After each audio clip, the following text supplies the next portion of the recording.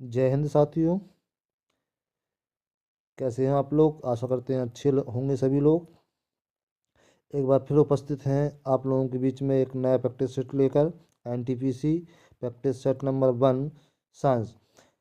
एक बार फिर स्वागत करते हैं आप लोगों का। Welcome to my channel academic hearts with HP sir.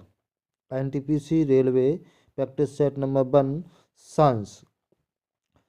जो लोग सेशन पे नए आए हैं प्लीज़ चैनल को सब्सक्राइब कर लें, बेल आइकन को प्रेस कर लें ताकि समय पे आप लोगों को नोटिफिकेशन मिलता रहे।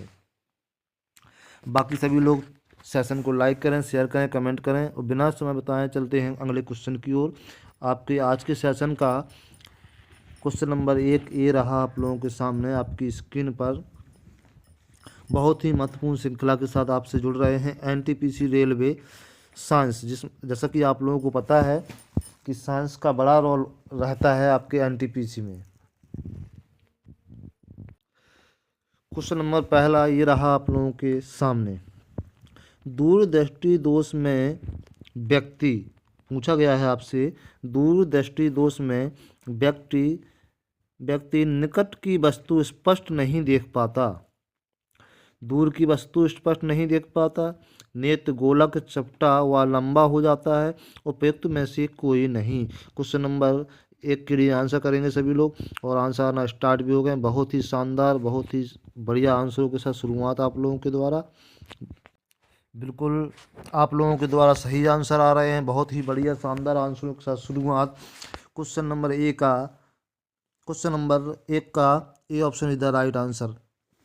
ए option is the right answer होगा। यहाँ पर ए option is the right answer होगा आपका। निकट की वस्तु स्पष्ट नहीं देख पाता, क्योंकि दूरदृष्टि दोष में क्या होता है कि दूरदृष्टि दोष का मतलब आपके निकट जो रखी वस्तु होती है उसको आप स्पष्ट रूप से नहीं देख पाते हैं, जबकि दूर की वस्तु को कुछ स्पष्ट देख सकते हैं। चलिए क्वेश्चन नंबर दूसरी की ओर चलते हैं। क्वेश्चन नंबर 2 ये रहा आप लोगों के सामने आपकी स्क्रीन पर। बहुत ही बढ़िया शुरुआत। क्वेश्चन नंबर 2 ये रहा जी। क्वेश्चन नंबर 2 में पूछा गया है दूरदृष्टि दोष का निवारण कैसे होता है? अवतल लेंस द्वारा, दोलक लेंस द्वारा, उत्तल लेंस द्वारा, उपयुक्त में से कोई नहीं।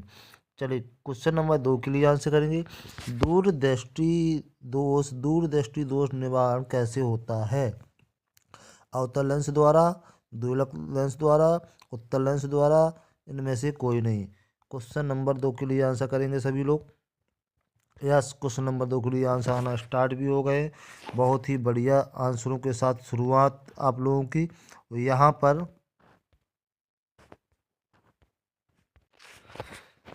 क्वेश्चन नंबर 2 का answer C option is the right answer हो जाएगा। C option is the right answer हो जाएगा आपका। C option is the right answer हो जाएगा। उत्तल लेंस द्वारा दूरदृष्टि दोष निवारण कैसे? दूरदृष्टि दोष निवारण उत्तल लेंस द्वारा किया जाता है। जब हमें पास की वस्तु साफ सुथरी नहीं दिखाई देती है तो हम जो चश्मा में लेंस का उपयोग करते हैं वह लेंस कौन से होते हैं? उत्तल लेंस। उत्तल लेंस कौन से होते हैं? उत्तल लेंस का उपयोग किया जाता है दूरदृष्टि दोष के निवारण के लिए। चलिए क्वेश्चन नंबर 3 को चलते हैं बेटा। क्वेश्चन नंबर सेशन का ये रहा आप लोगों के सामने। क्वेश्चन नंबर 3 बहुत ही शानदार श्रृंखला एनटीपीसी ग्रुप डी रेलवे के लिए साइंस की स्पेशल सीरीज आप लोगों के लिए। बस मात्र 30 मिनट आप दीजिएगा। 30 मिनट में हम आपका सपना साकार करने की ओर अग्रसर हैं। चलिए अगला क्वेश्चन, तीसरा क्वेश्चन, कौन सी धातु खनिज भारत में नहीं पाई जाती है? वेरी इंपॉर्टेंट क्वेश्चन है। बहुत ही एक नॉलेज के हिसाब से कह सकते हैं और एक साइंस का क्वेश्चन भी है ये। कौन सी धातु खनिज भारत में नहीं पाई जाती है? सोना, प्लेटिनम, तांबा, अभ्रक। चलिए क्वेश्चन नंबर 3 के लिए आंसर करेंगे। क्वेश्चन नंबर 3 के लिए आंसर आना स्टार्ट भी हो गए। बहुत ही बढ़िया आंसर आप लोगों का आ रहा। देखिए कौन सी धातु खनिज भारत में नहीं पाई जाती? तो प्लेटिनम का उद्गम या उद्भव प्लेटिनम धातु का बिल्कुल भी भारत में नहीं है, यह भारत में नहीं पाई जाती है। प्लेटिनम, यानी कि B option is the right answer हो जाएगा। B option is the right answer हो जाएगा। सेशन का क्वेश्चन नंबर 4 ये रहा आप लोगों के सामने।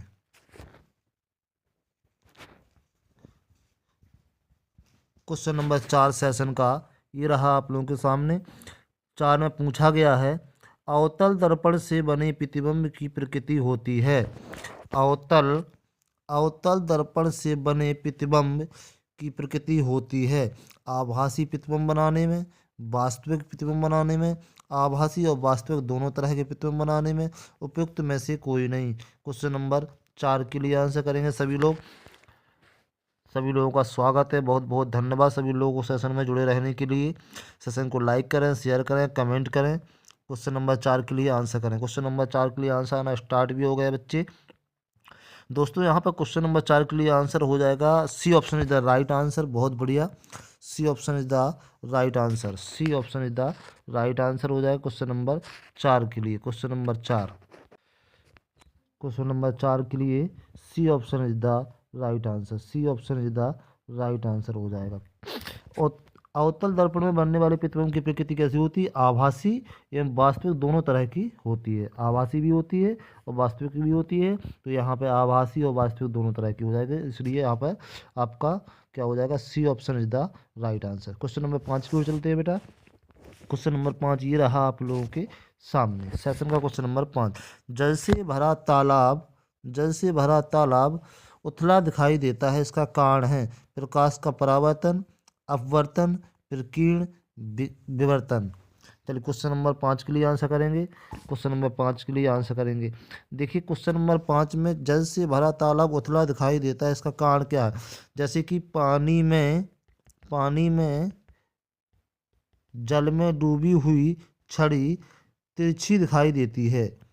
जल में डूबी हुई छड़ी तिरछी दिखाई देती है ना, वही सिस्टम यहाँ है कि जल से भरा तालाब उथला दिखाई देता है। दूर से देखिएगा आप, जल में पानी भरा होगा, तालाब में पानी भरा होगा तो आपको लगेगा कि यहाँ गहरा नहीं है, जबकि वह बहुत ज़्यादा गहरा होता है। ठीक है, तो वो क्या होता है? प्रकाश का अपवर्तन नियम काम करता है। जल में डूबी हुई छड़ी तिरछी दिखाई देती है, वह है प्रकाश का अपवर्तन का नियम। तो यहाँ पर भी वो आपका प्रकाश का अपवर्तन का नियम काम करता है। क्वेश्चन नंबर 5 के लिए बी ऑप्शन राइट आंसर हो जाएगा। बहुत बढ़िया आंसर के साथ शुरुआत। चलिए अगले क्वेश्चन की ओर चलते हैं। सेशन का अगला क्वेश्चन ये रहा आपके सामने। क्वेश्चन नंबर 6, तांबे का सबसे महत्वपूर्ण योगदान है। तांबे का सबसे महत्वपूर्ण योगदान क्या है? बर्तन बनाने में, बिजली के तार बनाने में, मिश्र धातु बनाने में, उपयुक्त में से कोई नहीं। क्वेश्चन नंबर 6 के लिए आंसर करेंगे। बहुत ही शानदार क्वेश्चन, मोस्ट इम्पोर्टेंट सेशन का बहुत ही बढ़िया क्वेश्चन। और यहाँ तांबे का सबसे महत्वपूर्ण योगदान पूछा गया है बर्तन बनाने में, बिजली के तार बनाने में, मिश्र धातु बनाने में, उपयुक्त में से कोई नहीं। क्वेश्चन नंबर 6 के लिए आंसर आना स्टार्ट भी हो गया है बेटा। तो देखिए कोई भी धातु का सबसे अधिक महत्वपूर्ण उपयोग कुछ अलग तरीके से होता है, वही आपको सोचना होता है, आपकी थिंकिंग पर डिपेंड करता है। यहाँ पर तांबे का सबसे महत्वपूर्ण योगदान पूछा गया है, तो तांबे का सबसे महत्वपूर्ण उपयोग बताना है आप लोगों को। और तांबे का आजकल सबसे ज़्यादा महत्वपूर्ण उपयोग जो हो रहा है तांबे का, बिजली के तार बनाने में। B option is the right answer. Yes, तांबे का तार बिजली के तार बनाने में सबसे अधिक, जैसे तांबे की मोटर के तार भरे होते हैं, तांबे का तार आता है बाजार में। सबसे बेस्ट माना जाता है तांबे, है ना, कॉपर तांबा। ठीक है, चलिए क्वेश्चन नंबर 7 की ओर चलते हैं। क्वेश्चन नंबर 7 ये रहा आप लोगों के सामने। सर्वप्रथम तड़ित झंझ की कल्पना को स्पष्ट किया। Very most important question, very, यहाँ आप इसको स्टार लगा लेंगे। बहुत ही बढ़िया क्वेश्चन आप लोगों के सामने एग्जाम की दृष्टि से। सर्वप्रथम तड़ित झंझ की संकल्पना को स्पष्ट किसके द्वारा किया गया था? न्यूटन ने, बेंजामिन फ्रैंकलिन ने, पास्कल ने, मैक्सवेल ने। चलिए क्वेश्चन नंबर 7 के लिए आंसर करेंगे। और क्वेश्चन नंबर 7, सर्वप्रथम तड़ित झंझ मतलब बिजली, जो बिजली तड़कती है ना, बादल में आपने देखा होगा कि पानी के टाइम पे जब बरसात होती है तो आसमान में बिजली तो लगती है, तो वो तड़त, वही तड़त की बात कर रहा है। तो बेंजामिन फ्रैंकलिन ने सबसे पहले संकल्पना की थी। बेंजामिन फ्रैंकलिन, ठीक है, ने सबसे पहले संकल्पना की थी किसकी? तड़त झंझ की। B option is the right answer हो जाएगा। आई होप आप लोग कर पाए होंगे बहुत बढ़िया, अच्छी तरीके से। चलिए क्वेश्चन नंबर 8 की ओर चलते हैं। क्वेश्चन नंबर 8 ये रहा सेशन का आपके सामने। परमाणु क्रमांक का प्रतिपादन किसने किया था? वेरी मोस्ट इंपोर्टेंट, ये भी आपके सामने रहा। परमाणु क्रमांक का प्रतिपादन रदरफोर्ड, बेरीबरी ने, थॉमसन ने, मोजले ने। क्वेश्चन नंबर 8 के लिए आंसर करें। क्वेश्चन नंबर 8, और क्वेश्चन नंबर 8 के लिए यहाँ आंसर आना स्टार्ट भी हो गए आप लोगों के। बहुत ही बढ़िया शानदार क्वेश्चन, शानदार सीरीज के साथ, दमदार सीरीज के साथ। मात्र 30 मिनट आप मुझे दीजिए, 30 मिनट में सपनों की ओर अग्रसर करेंगे हम आपको, आपके सपने साकार होंगे। ओके, चलिए अगले देखते हैं। क्वेश्चन नंबर 8 के लिए आंसर आप लोगों के। परमाणु क्रमांक का प्रतिपादन मोजले, यस, मोजले द्वारा परमाणु क्रमांक का प्रतिपादन किया था। परमाणु क्रमांक की बात कर रहा है, तुम्हारा ध्यान रख लेना, परमाणु क्रमांक की बात कर रहा है। तो परमाणु क्रमांक का प्रतिपादन किसने? मोजले के द्वारा, ठीक है। क्वेश्चन नंबर 8 के लिए मोजले। चलिए क्वेश्चन नंबर 9 की ओर चलते हैं। क्वेश्चन नंबर 9 बहुत ही, यस, आज के एग्जाम के पैटर्न के हिसाब से ये रहे आपके सामने अच्छे क्वेश्चन, बिल्कुल बहुत बढ़िया क्वेश्चन जो कि आपके एग्जाम में देखने को मिल रहे हैं। चलिए इस पैटर्न पे एग्जाम आने लगे हैं हम। निम्नलिखित में से कौन विद्युत का कुचालक है? निम्नलिखित में से कौन विद्युत का कुचालक है? कुचालक पूछा गया है, कुचालक। रबड़ यस, कांच यस, प्लास्टिक, ग्रेफाइट। ग्रेफाइट नहीं होगा, ग्रेफाइट विद्युत का सुचालक होता है।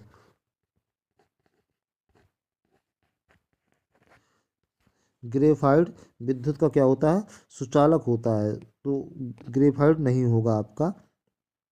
ग्रेफाइट क्यों नहीं होगा? क्योंकि ग्रेफाइट जो आपका होता है वो विद्युत का सुचालक होता है। तो ये रबड़ आपका यस है, कांच आपका है, प्लास्टिक कुचालक है, लेकिन ग्रेफाइट आपका सुचालक है।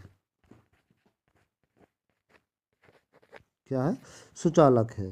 तो ग्रेफाइट नहीं होगा, तो इसको आप कट कर सकते हैं। अब यहाँ आपको कूट भाषा में देखना है। 1 2 3, 1 2 3, यानी आपका किस ऑप्शन में है? बी ऑप्शन में है 1 2 3। पहला भी है, दूसरा भी कांच भी है, और तीसरा प्लास्टिक भी है। ये तीनों आपके कैसे हैं? विद्युत के कुचालक हैं। तो यहाँ पर B option is the right answer हो जाएगा आपका। क्या हो जाएगा? B option is the right answer. 1 2 3, एक भी है, दो भी है, और तीन भी है, ठीक है। वेरी गुड, बहुत बढ़िया क्वेश्चन को आपने क्लियर किया। चलते क्वेश्चन नंबर 10 की ओर, और सेशन का क्वेश्चन नंबर 10 ये रहा आप लोगों के सामने। तड़ित चालक के संदर्भ में विचार करें। तड़ित चालक के संबंध में विचार करें। तड़ित चालक एक धातु की छड़ है जिसे किसी भवन के ऊपर लगाया जाता है। तड़ित चालक का उद्देश्य तड़ित से भवन की सुरक्षा करना है। क्वेश्चन नंबर 10, देखिए तड़ित चालक, जैसे कोई आपने देखा होगा कोई ऊंची बिल्डिंग बनी हुई है, कोई ऊंची बिल्डिंग बनी हुई है, उस बिल्डिंग की छत पे एक राड लगाई जाती है, एक राड लगाई जाती है, ठीक है। एक एंटीना टाइप का लगाया जाता है। क्या लगाया जाता है? एंटीना लगाया जाता है, ये वाला एंटीना किसी, ठीक है, ये एंटीना लगाया जाता है। और इस एंटीना का एक तार ला के जमीन में लगा दिया जाता है। तो इससे क्या होता है? जो बिजली की किरणें होती हैं, तड़ित बिजली की जो किरणें होती हैं वो इस एंटीना में पड़ती हैं, और इसका जो अर्थिंग सिस्टम है जाके वो अर्थ में समा जाता है, पृथ्वी में समा जाता है, जिससे कि मकान अपना दुर्घटनाग्रस्त नहीं होता है, और मकान पे अपनी तड़ित नहीं गिरती है। कहने के मतलब बिजली नहीं गिरती है, ठीक है। तो इसके लिए मकान की देखो क्या है, तड़ित चालक का उद्देश्य तड़ित भवन से सुरक्षा होगी, यस होगी। तड़ित चालक एक धातु की छड़ है, यस धातु की भी छड़ है, जिसे भवन के ऊपर लगाया जाता है, यस भवन के ऊपर लगाया जाता है। तो आपका कौन सा है? दोनों, दोनों ऑप्शन सही है। तो इस हिसाब से आपका कूट भाषा में देखेंगे केवल एक सही है, केवल दो सही है, केवल एक और दोनों सही है, यस एक और दोनों सही है। यहाँ पे आपको एक और दोनों सही है। क्या है? एक और दोनों सही है, ठीक है। तो इस हिसाब से क्या हो जाएगा आपका, आप समझ चुके होंगे, C option is the right answer हो जाएगा। ये भी है, ये भी है, ठीक है। आई होप यू अंडरस्टैंड बहुत अच्छे तरीके से। चलिए क्वेश्चन नंबर 11 क्यों चलते हैं। क्वेश्चन नंबर 11 ये रहा आप लोगों के सामने आपकी स्क्रीन पर। क्वेश्चन नंबर 11 में पूछा गया है जनरेटर के संदर्भ में सत्य कथन। जनरेटर जनरेटर आप लोगों ने देखा होगा, शादी विवाह में जब लाइट चली जाती है तो जनरेटर का ही उपयोग करते हैं, है ना, जिससे आप बिजली उत्पन्न की जाती है। ठीक है, तो जनरेटर के संबंध में बताना है कि सत्य कथन क्या है। जनरेटर यांत्रिक ऊर्जा को विद्युत ऊर्जा में परिवर्तित करता है। यस भाई, जनरेटर क्या है, एक यंत्र है, एक यंत्र है, वो यंत्र चलकर क्या विद्युत ऊर्जा में परिवर्तित हो जाता कर देता है। यस, जनरेटर विद्युत चुम्बकीय प्रेरण के सिद्धांत पर कार्य करता है। जनरेटर विद्युत चुम्बकीय प्रेरण के सिद्धांत पर कार्य करता है। यस, ये भी सही है, क्योंकि जब विद्युत उत्पन्न होती है तो बिना चुम्बक के किसी भी उपयोग द्वारा, किसी भी उपागम या उपकरण द्वारा बिना चुम्बक के विद्युत उत्पन्न नहीं की जाती है। चुम्बक के बिना, जब तक चुम्बक नहीं लगाएंगे आप उसमें, बिजली उत्पन्न नहीं होगी।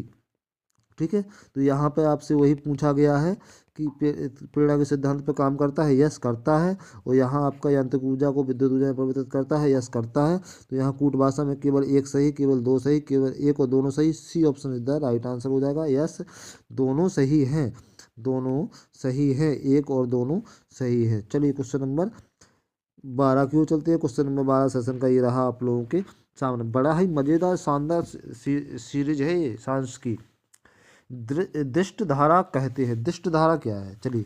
दिष्ट धारा वह धारा जो एक निश्चित समयांतर में अपनी दिशा बदल देती है। एक ये हो गया। दूसरा, वह धारा जो एक ही दिशा में प्रवाहित होती है।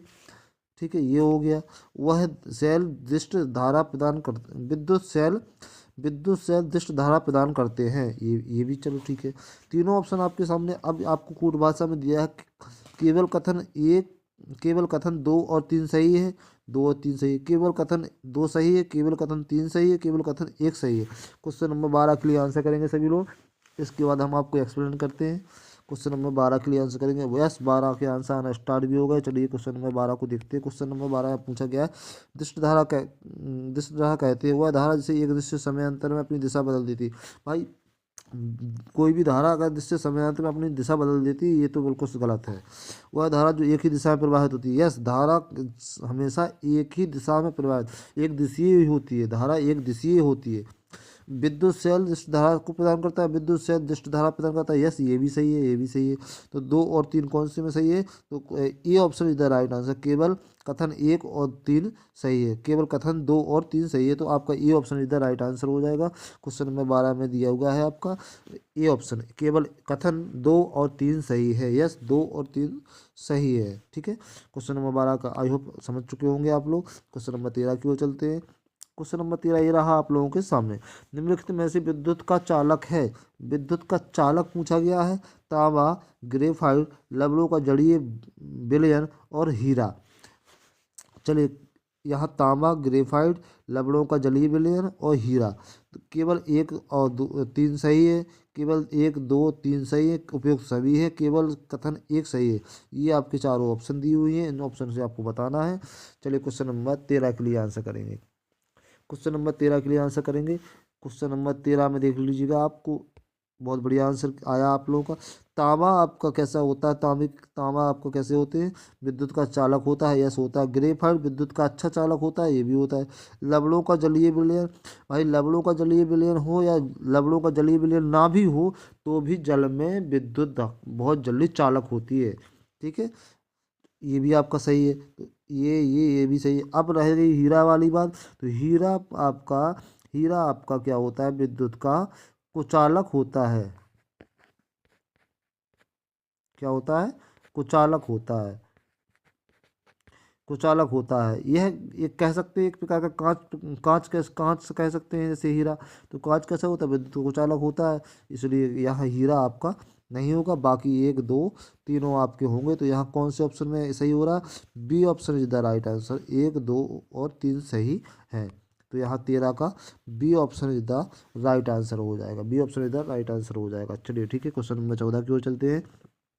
बहुत बहुत धन्यवाद सभी लोगों को जुड़े रहने के लिए सेशन पर। ये शानदार श्रृंखला आप लोगों के सामने। प्लीज़ सेशन को लाइक करें, शेयर करें, कमेंट करें, ताकि सभी लोगों को मिल सके। सभी लोग अपने अपने मित्र, बंधु, सखा, संबंधी सभी को शेयर कर दें बच्चे। दोस्तों, जो लोग चैनल पर नए आए हैं प्लीज़ चैनल को सब्सक्राइब कर लें, बेल आइकन को प्रेस कर लें ताकि समय पे आपको नोटिफिकेशन प्रोवाइड होता रहे। हम आपके लिए एक शानदार सीरीज के साथ एनटीपीसी शुरुआत आपकी सांस से प्रैक्टिस नंबर 1 से मात्र 30 मिनट आप मुझे देंगे। 30 मिनट में मैं आपको, जब आप क्वेश्चन पेपर सॉल्व करने के लिए बैठेंगे ना, तब आपको हाँ लगेगा हाँ सर ने कुछ बताया था, हमें क्वेश्चन पेपर में आया है। बस इससे ज़्यादा कुछ नहीं कह सकता है। निश्चित रूप से आपके भविष्य के लिए और अग्रसर होंगे। चलिए क्वेश्चन नंबर 14 की ओर चलते हैं बिना समय गंवाए। क्वेश्चन नंबर 14 आपसे पूछा जा रहा है। क्वेश्चन नंबर 14 में पूछा गया है, परमाणु क्रमांक है, परमाणु क्रमांक है, क्या है? नाभिक में प्रोटॉनों की संख्या, नाभिक में न्यूट्रॉनों की संख्या, प्रोटॉन तथा न्यूट्रॉनों की संख्या का योगफल, उपयुक्त में से कोई नहीं। तो परमाणु क्रमांक है क्या है? क्वेश्चन नंबर 14 के लिए आंसर करेंगे। तो परमाणु क्रमांक क्या है? क्वेश्चन नंबर 14 के लिए आंसर आना स्टार्ट भी हो गया। यस, नाभिक में प्रोटॉनों की संख्या। परमाणु क्रमांक में क्या होता है, आप देखते हैं कि नाभिक में प्रोटॉनों की संख्या की बात की जाती है। ए option is the right answer हो जाए क्वेश्चन नंबर 14 के लिए। ए option is the right answer हो जाए। क्वेश्चन नंबर 15 की ओर चलते हैं। क्वेश्चन नंबर 15 ये रहा आप लोगों के सामने, बहुत ही सेंसर का शानदार क्वेश्चन, ये बहुत बढ़िया चीज़। धातुओं के संक्षारण से बचाया जा सकता है, धातुओं को संक्षारण से बचाया जा सकता है। Very important, most important question है। ग्रीज या पेंट लगाकर, मिश्र धातु बनाकर, एसद एसद लेपन द्वारा, एसद लेपन द्वारा कि, इसके बाद ए ऑप्शन में दिया हुआ केवल 1 और 2 सही है, 1 और 3 सही है, केवल 1 2 3 तीनों सही है, केवल 1 सही है, केवल 3 सही है। चलिए क्वेश्चन नंबर 15 के लिए आंसर करेंगे सभी लोग। क्वेश्चन नंबर 15 के लिए आंसर करेंगे। क्वेश्चन नंबर 15, धातुओं का संक्षारण, मतलब धातुओं में जंग न लगना, संक्षारण इत्यादि प्रकार की चीज़ों से बचाने के लिए उसको क्या किया जाता है, उसका क्षरण ना हो ताकि धातु का। तो ग्रीन या पेंट लगाकर क्वेश्चन नंबर 15 के लिए आंसर करेंगे। देखो, ग्रीस या पेंट लगाकर, यस, हम जब देखते हैं किसी की लोहा की धातु है या किसी प्रकार की और धातु है, तो उसको संक्षारण से रोकने के लिए हम क्या करते हैं, उस पर पेंट कर देते हैं ताकि जंग ना लगे। मिश्र धातु बनाकर, यस, हम मिश्र धातु बनाकर भी करते हैं। अष्ट धातु की कोई चीज़ बनाते हैं ताकि वो उसका क्षरण ना हो, ठीक है। इसके बाद एसद लेपन द्वारा, यस, एसद लेपन जैसे अपन ग्रीस लगा दिया, मोबिलाल लगा दिया, किसी प्रकार का ऑयली लेप लगा दिया, वही आपका एसद लेपन द्वारा भी हो जाता है। तो यहाँ पे आपके तीनों सही है। तो ये आपका B option is the right answer हो जाएगा। 1 2 3 तीनों सही है। क्वेश्चन नंबर 15 के लिए B option is the right answer हो जाएगा। चलते हैं क्वेश्चन नंबर 16 की ओर। सेशन का क्वेश्चन नंबर 16 ये रहा आप लोगों के सामने। तन्यता के संदर्भ में विचार करें, तन्यता के संदर्भ में विचार करें। धातुओं को पीट कर तार के रूप में परिवर्तित करने के गुण को तन्यता कहते हैं। चांदी सबसे तन्य धातु है, चांदी सबसे तन्य धातु है, ये पूछा गया है। चलिए, ये तो क्वेश्चन नंबर 16 के लिए आंसर करेंगे। धातुओं को पीट कर तार के रूप में परिवर्तन करने के गुण को क्या बोलते हैं, तन्यता बोलते हैं। और चांदी सबसे तन्य धातु है। क्वेश्चन नंबर 16 के लिए आंसर करें। क्वेश्चन नंबर 16 के लिए आंसर आना स्टार्ट भी हो गया बच्चे। बहुत ही शानदार आंसरों के साथ आप लोग मुखबिर हो रहे हैं हमसे, बहुत ही अच्छा लग रहा है आप लोगों के द्वारा। आई होप अंडरस्टैंड, समझ चुके होंगे आप लोग क्वेश्चन को। यस, चलिए, किसी भी क्वेश्चन में कोई प्रकार का डाउट होता है तो प्लीज़ आप मुझे कमेंट करके जरूर बताएं। क्वेश्चन नंबर 16, क्वेश्चन नंबर 16 का A option is the right है। Yes, A option is the right answer. Yes, A option. क्यों? धातुओं को पीटकर तार के रूप में परिवर्तित गुण को तन्यता कहते हैं, ये तो सही है। लेकिन चांदी धातु, चांदी जो होती है सबसे तन्य धातु है, ये आपका ऑप्शन नहीं है। सबसे तन्य धातु आपकी क्या होती है? सोना। सोना सबसे तन्य धातु होती है। क्या होती है? सोना सबसे, सोना धातु जो होता है, गोल्ड जो होता है, गोल्ड जो होता है, गोल्ड सबसे तन्य धातु होती है। तो यहाँ का गोल्ड होता तो आपका सही होता, लेकिन चांदी दिया है तो इसलिए ये गलत हो गया, ये ऑप्शन सही हो गया। तो यहाँ पर केवल एक सही है, केवल एक सही है। तो आपका ए option is the right answer question number 16 के लिए। क्वेश्चन नंबर 17 की ओर चलते। क्वेश्चन नंबर 17 ये रहा आप लोगों के सामने। क्वेश्चन नंबर 17 के लिए आंसर करेंगे। धातु क्रम के संदर्भ में निस्तापन का भर्जन है, निस्तापन व भर्जन है। धातुओं के संदर्भ में निस्तापन व भर्जन है। निस्तापन सीमित वायु की उपस्थिति में अयस्क को गर्म करके धातु ऑक्साइड में बदलने की प्रक्रिया है। गर्म करके धातु ऑक्साइड में बदलने की प्रक्रिया है, जबकि भंजन पर्याप्त वायु में अयस्क को गर्म करके ऑक्साइड में बदलने की प्रक्रिया है। ये ऑप्शन हो गया। निस्तापन पर्याप्त धातु में होता है, जबकि भंजन सीमित वायु में होता है। ठीक है। निस्तापन निस्तापन व भंजन की प्रक्रिया वायु की मात्रा पर निर्भर नहीं है। उपयुक्त में से कोई नहीं। तो उपयुक्त में से कोई नहीं, ये नहीं हो सकता। निस्तापन का भंजन की क्रिया वायु की मात्रा पर निर्भर नहीं, निर्भर है, क्यों नहीं है, निर्भर होती है। निस्तापन पर्याप्त वायु में होता है, जबकि भंजन सीमित वायु में नहीं। ऐसा कुछ नहीं है कि पर्याप्त वायु में होगा, एक सीमित वायु दाब चाहिए होता है दोनों के लिए। ठीक है। तो निस्तापित सीमित वायु की उपस्थिति में अयस्क को गर्म करके धातु ऑक्साइड में बदलने की प्रक्रिया है, जबकि भंजन पर्याप्त वायु में अयस्क को गर्म करके ऑक्साइड में बदलने की प्रक्रिया है। ये option is the right answer हो जाएगा। ठीक है। तो 17 का ये option is the right answer हो जाएगा। यस, ओके, बहुत बढ़िया। क्वेश्चन नंबर 18 की ओर चलते हैं। क्वेश्चन नंबर 18 ये रहा आप लोगों के सामने। निकट दृष्टि दोष होता है, अभी दूर दृष्टि दोष पढ़ा था अपन ने। अपोजिट होता है, दूर दृष्टि की बात करें तो निकटकन का दिखाई नहीं देगा, यदि निकट दृष्टि दोष की बात करें तो दूर का दिखाई नहीं देगा। ठीक है। तो निकट दृष्टि दोष क्या है? दूर की वस्तु स्पष्ट नहीं दिख पाती है, ये भी सही है। दूर की वस्तु स्पष्ट नहीं दिख पाती है, ये भी सही है। ठीक है। इसमें नेत्र गोलक चपटा हो जाते हैं तथा प्रतिबिंब रेटिना से पहले ही बन जाता है। यस, रेटिना से पहले ही प्रतिबिंब बन जाता है, तभी तो वो स्पष्ट रूप से दिखाई नहीं देती है। ठीक है। तो यहाँ पर आप देख लीजिएगा, केवल एक सही है, केवल एक और दो सही है, केवल एक और दो दोनों सही है, एक और दो दोनों सही है, एक और दो दोनों सही है। और डी ऑप्शन कह रहा है आपका उपयुक्त में से कोई नहीं, तो डी ऑप्शन तो होगा नहीं आपका, तो C option is the right answer हो जाएगा। वस्तु दूर की वस्तु स्पष्ट दिखाई नहीं देती है, हाँ चाहिए। इसमें नित्य गोलक चपटे रेटिना का प्रतिबिंब बनता है, यस ये भी सही है। तो आपका एक और दो दोनों, एक और दो दोनों सही है। तो क्वेश्चन नंबर 18 के लिए C option is the right answer हो जाएगा। क्वेश्चन नंबर 18 के लिए। क्वेश्चन नंबर 19 क्यों चलते हैं। क्वेश्चन नंबर 19 ये रहा आप लोगों के सामने। क्वेश्चन नंबर 19 को आप अच्छे से रीड करेंगे। उत्तल व अवतल लेंस के संदर्भ में विचार करें। उत्तल लेंस अभिसारी लेंस होता है, उत्तल लेंस अभिसारी लेंस होता है, जबकि अवतल लेंस अपसारी लेंस होता है। उत्तल लेंस अपसारी होता है, जबकि अवतल लेंस अभिसारी होता है। अपसारी और अपसारी दोनों लेंस का विभेदन लक्षण नहीं है, उपयुक्त में से कोई नहीं। क्वेश्चन नंबर 19 के लिए आंसर करेंगे। देखिए, उत्तल लेंस की व अवतल लेंस के संदर्भ में विचार किया, दोनों के संबंध में पूछ रहा है वो, उत्तल और अवतल दोनों के संदर्भ में पूछ रहा है। उत्तल व अवतल लेंस के संदर्भ में विचार करें। उत्तल लेंस अपसारी लेंस होता है, ये सही है, जबकि अवतल लेंस अपसारी होता है। ये option is the right answer है। कभी भी बेटा आपसे पूछा जाए तो एक बार ध्यान रख लेना, उत्तल लेंस अभिसारी होता है, उत्तल लेंस अपसारी होता है, अवतल लेंस कैसा होता है, अवतल लेंस कैसा होता है, अपसारी होता है। ठीक है। उत्तल लेंस अपसारी होता है, अवतल लेंस अपसारी होता है। तो ये option is the right answer हो जाएगा क्वेश्चन नंबर 19 के लिए। क्वेश्चन नंबर 19 के लिए उत्तल लेंस अपसारी और अवतल लेंस अपसारी होता है। ठीक है। क्वेश्चन नंबर 19 के लिए। क्वेश्चन नंबर 20 की ओर चलते हैं। क्वेश्चन नंबर 20 है, ये रहा आप लोगों के सामने बहुत ही आँख, कान व दांत के डॉक्टरों द्वारा किस दर्पण का प्रयोग किया जाता है। आँख, कान व दांत के डॉक्टरों द्वारा किस दर्पण का प्रयोग किया जाता है। समतल दर्पण का, अवतल दर्पण का, उत्तल दर्पण का, उपयुक्त में से कोई नहीं। चलिए क्वेश्चन नंबर 20 के लिए आंसर करेंगे। क्वेश्चन नंबर 20 के लिए आंसर करेंगे। बहुत ही बढ़िया क्वेश्चन आप लोगों के सामने श्रृंखला का, और इसको आप मोस्ट इम्पोर्टेंट भी कह सकते हैं, इसको आप टिक कर सकते हैं मोस्ट इम्पोर्टेंट के रूप में। क्वेश्चन नंबर 20, आँख, कान व दांत के डॉक्टर किस दर्पण का प्रयोग करते हैं। यस, क्वेश्चन के आंसर आना स्टार्ट भी हो गए हैं।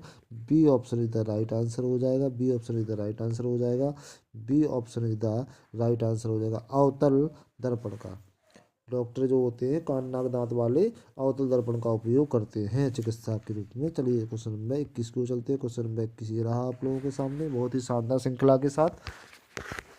अपवर्तन है किसी निश्चित माध्यम के लिए आपतन कोण की ज्या व अपवर्तन कोण की ज्या का अनुपात ठीक है। अपवर्तन कोण की ज्या, अपवर्तन कोण की ज्या तथा आपतन कोण की ज्या का अनुपात, आपतन कोण की कोज्या व अपवर्तन कोण की कोज्या का अनुपात उपयुक्त में से, ये साइन वाला है, कोस वाला है। ठीक है, तो आपको क्वेश्चन नंबर 21 के लिए आंसर करना है। क्वेश्चन नंबर 21 के लिए आपका, आप समझ चुके होंगे क्या हो सकता है। किसी निश्चित माध्यम के लिए अनुपात का कोण, किसी निश्चित किसी निश्चित माध्यम के लिए अनुपात का कोण साइन व अपवर्तन के कोण साइन का अनुपात होता है। ये option is the right answer, यही आपका आंसर हो जाएगा। ये option is the right answer. अपवर्तनांक का आप समझ लीजिएगा। अपवर्तनांक किसी निश्चित माध्यम के अनुपात के कोण की ज्या व अपवर्तन कोण की ज्या के अनुपात को क्या बोलते हैं, अपवर्तनांक बोलते हैं। क्वेश्चन नंबर 21 के लिए option is the right answer हो जाएगा। क्वेश्चन नंबर 22 को चलते हैं श्रृंखला। क्वेश्चन नंबर 22 ये रहा आप लोगों के सामने, बहुत ही मोस्ट इंपोर्टेंट क्वेश्चन के रूप में और बहुत ही शानदार क्वेश्चन के रूप में आप लोगों के सामने ये रहा। दाढ़ी बनाने तथा मेकअप के लिए कौन सा दर्पण का प्रयोग किया जाता है। दाढ़ी बनाने वाले जो नाई होते हैं वो किस दर्पण का उपयोग करते हैं, और जो मेकअप करने के लिए भी उपयोग किया जाता है वो किस प्रकार का दर्पण, समतल दर्पण का, अवतल दर्पण का, उत्तल दर्पण का, उनमें से कोई नहीं। क्वेश्चन नंबर 22 के लिए आंसर करें। क्वेश्चन नंबर 22 के लिए बात करते हैं। यस, क्वेश्चन नंबर 22 के लिए आंसर आना स्टार्ट भी हो गया। दाढ़ी बनाने तथा मेकअप करने के लिए अवतल दर्पण का उपयोग किया जाता है। अवतल दर्पण का उपयोग किया जाता है, किसका, अवतल दर्पण का उपयोग किया जाता है दाढ़ी बनाने और मेकअप बनाने। यहाँ से देख लीजिएगा, दाढ़ी, दाढ़ी और मेकअप, अब आरा अवतल हो जाएगा। ठीक है, यहाँ से आप याद कर लीजिएगा ट्रिक के द्वारा। अब मेकअप, मेकअप, मेकअप, ठीक है, मतलब अवतल, आरा आ से अवतल। ठीक है, चलते हैं क्वेश्चन नंबर 23 की ओर। क्वेश्चन नंबर 23 की ओर, क्वेश्चन नंबर 23 ये रहा आप लोगों के सामने सेशन का। संवेग के संदर्भ में विचार करें। किसी किसी गतिमान वस्तु का संवेग उसके द्रव्यमान व वेग के गुणनफल का होता है। कह रहा है वो, किसी गतिमान वस्तु का संवेग उसके द्रव्यमान व वेग के गुणनफल, वेग का गुणनफल होता है। संवेग एक अदिश राशि है। अब कूट भाषा में आपको बताना है, केवल एक सत्य है, केवल दो सत्य है, एक और दो दोनों सत्य हैं, उपयुक्त में से कोई नहीं। क्वेश्चन नंबर 23 के लिए आंसर करेंगे। क्वेश्चन नंबर 23 के लिए आंसर आना स्टार्ट हो गए हैं। देखिए, संवेग एक अदिश राशि है, नहीं, संवेग अदिश राशि नहीं है, संवेग अदिश राशि नहीं है, संवेग सदिश राशि है। कैसी है, सदिश, कैसी है, सदिश राशि है। जबकि यहाँ अदिश पूछा है, तो यहाँ ये आपका क्वेश्चन नंबर 23 में दूसरा ऑप्शन गलत हो गया। किसी गतिमान वस्तु का संवेग उसके द्रव्यमान व वेग के गुणनफल का योग होता है। यस, बिल्कुल सही है। यहाँ पे आपका ये option is the right answer हो जाएगा। क्वेश्चन नंबर 23 के लिए केवल एक कथन ही सही है। क्वेश्चन नंबर 24 को चलते हैं श्रृंखला। आई होप आप लोगों को श्रृंखला में बहुत ही अच्छे शानदार क्वेश्चनों से मुखर किया जाता है। बहुत बढ़िया क्वेश्चन आप लोगों के सामने है। इसी प्रकार का पैटर्न आपका रखा जाता है क्वेश्चनों में। बल के संदर्भ में विचार करें। बल किसी वस्तु की स्थिति या आकार में परिवर्तन है कर देता है या परिवर्तन करने की कोशिश करता है। जी बात सही है। क्वेश्चन नंबर 24 के लिए जी सही है। दूसरा क्या कह रहा है, बल एक सदिश राशि है जिसको व्यक्त करने के लिए परिणाम के साथ दिशा की भी जरूरत होती है। ये भी सही है। अब कूट भाषा की ओर चलते हैं। केवल कथन एक सही है, केवल कथन दो सही है, केवल कथन एक और दो दोनों सही है, उपयुक्त में से कोई नहीं। तो आपका समझ चुके होंगे, C option is the right answer हो जाएगा। C option is the right answer हो जाएगा कि आपका एक और दो दोनों सही है। क्वेश्चन नंबर 24 के लिए देखिए, क्वेश्चन नंबर 24 में आपसे जो पूछा गया, बल किसी वस्तु की स्थिति या आकार में परिवर्तन करता है। हम किसी वस्तु को बल लगाएंगे तो उसकी स्थिति या आकार में कहीं परिवर्तन होगा ना, नहीं, बिल्कुल होगा। या परिवर्तन करने की कोशिश करेगा, हाँ परिवर्तन, जैसे अपन किसी को दबाएंगे, किसी धातु को या किसी चीज़ को धकेलेंगे तो उसमें बल काम करेगा, तो कुछ ना कुछ परिवर्तन तो होगा ना। या ठीक है, एक बल एक सदिश राशि, यह सदिश राशि है जिसको व्यक्त करने के लिए परिणाम के साथ साथ दिशा की जरूरत होती है, ऐसे होती है। तो आपका C option is the right answer हो जाएगा। क्वेश्चन नंबर 24 के लिए C option is the right answer. Question नंबर 25 को चलते हैं बेटा। क्वेश्चन नंबर 25 ये रहा आप लोगों के सामने सेशन। क्वेश्चन नंबर 25, रबर के संदर्भ में विचार कीजिए। रबर दो प्रकार की होती है, प्राकृतिक व संश्लेषित। प्राकृतिक रबर रबर के वृक्ष से ट्राइलेक्स के रूप में प्राप्त की जाती है और प्राकृतिक रबर आइसोप्रीन का बहुलक होती है। चलिए क्वेश्चन नंबर 25 के लिए आंसर करेंगे। क्वेश्चन नंबर 25 के लिए अब कूट भाषा में देखें, केवल 1 और 2 सही है, केवल 1 और 3 सही है, केवल 2 सही है, उपयुक्त तीनों कथन सही है। चलिए क्वेश्चन नंबर 25 के लिए आंसर करेंगे। क्वेश्चन नंबर 25 के लिए अच्छे से रीड करें क्वेश्चन को। रबड़ दो प्रकार की होती है, यस ये तो बिल्कुल सही है, रबड़ दो प्रकार की होती है। प्राकृतिक रबड़ रबड़ के वृक्ष से टेलेक्स के रूप में प्राप्त की जाती है, यस की जाती है। प्राकृतिक रबड़ आइसोप्रीन का बहुलक है, यस आइसोप्रीन का बहुलक भी है। तो यहाँ पर डी ऑप्शन हो जाएगा आपका, क्या डी ऑप्शन। उपयुक्त तीनों कथन सही है, उपयुक्त तीनों कथन सही है। 25 का D option is the right answer हो जाएगा। क्वेश्चन नंबर 26 को चलते हैं। क्वेश्चन नंबर 26 हाइड्रोकार्बन है, हाइड्रोजन व कार्बन के यौगिक, हाइड्रोजन ऑक्सीजन और कार्बन के यौगिक, हाइड्रोजन व कार्बन के बीच विद्युत संयोजी बंध बनाने से बने यौगिक, उपयुक्त में से कोई नहीं। क्वेश्चन नंबर 26 के लिए आंसर करें। क्वेश्चन नंबर 26 के लिए आंसर करेंगे। हाइड्रोकार्बन है तो हाइड्रोकार्बन हाइड्रोजन व कार्बन का यौगिक है, यस ये option is the right answer हो जाएगा। ये option is the right answer हो जाएगा 26 का ए, हाइड्रोजन व कार्बन का यौगिक है हाइड्रोकार्बन। क्वेश्चन नंबर 27 को चले बेटा। क्वेश्चन नंबर 27 ये रहा आप लोगों के सामने। साबुनीकरण है, तेल या वसा को सोडियम हाइड्रोक्साइड के घोल में गर्म करना, तेल व वसा को अमोनिया हाइड्रोक्साइड के घोल में गर्म करना, तेल या वसा को अम्लीय घोल में गर्म करना, उपयुक्त में से कोई नहीं। क्वेश्चन नंबर 27 के लिए आंसर करेंगे। साबुनीकरण, साबुनीकरण क्या है? तेल या वसा को सोडियम हाइड्रोक्साइड के घोल में गर्म करना, यस तेल और वसा को अमोनिया के घोल में नहीं, तेल या वसा को अम्लीय घोल में नहीं। तो आपका हो जाएगा क्या 27 का A option is the right answer. ठीक है, क्वेश्चन नंबर 28 को चलते हैं। क्वेश्चन नंबर 28 ये रहा आप लोगों के सामने। जड़त्व के संदर्भ में विचार करें। जड़त्व पदार्थ का वह गुण है जिसके द्वारा वह अपनी स्थिति में परिवर्तन का विरोध करती है। किसी वस्तु का भार उसके जड़त्व की माप होती है। अब यहाँ पर कूट भाषा में केवल 1 सही है, केवल 2 सही है और कि 1 और 2 दोनों सही है, उपयुक्त में से कोई नहीं है। क्वेश्चन नंबर 28 के लिए आंसर करेंगे। क्वेश्चन नंबर 28 जड़त्व के संदर्भ में विचार करना है। क्वेश्चन नंबर 28 जड़त्व पदार्थ का वह गुण है जिसके द्वारा वह अपनी स्थिति में परिवर्तन का विरोध करता है, ये वाला सही है। इसी वस्तु का भार उसकी जड़त्व की माप होती है, ये कुछ निश्चित नहीं है। तो आपका क्या हो जाएगा 28 का ए ऑप्शन, केवल एक ही सही है, ए option is the right answer हो जाएगा। 28 का A option is the right answer. चलते हैं क्वेश्चन नंबर 29 की ओर। श्रृंखला क्वेश्चन नंबर 29 ये रहा आप लोगों के सामने। पॉलीएस्टर का क्या उपयोग है? पॉलीएस्टर का क्या उपयोग? यह रासायनिक रेशा है, यह एक रासायनिक रेशा है। इसका प्रयोग कपड़ा बनाने में, नौकाओं का पाल बनाने में किया जाता है। 29 के लिए आंसर करें। केवल एक ही सही है, केवल 1 और 2 दोनों सही है, उपयुक्त में से कोई नहीं, केवल 2 सही है। क्वेश्चन नंबर 29 के लिए आंसर करेंगे। बहुत ही बढ़िया।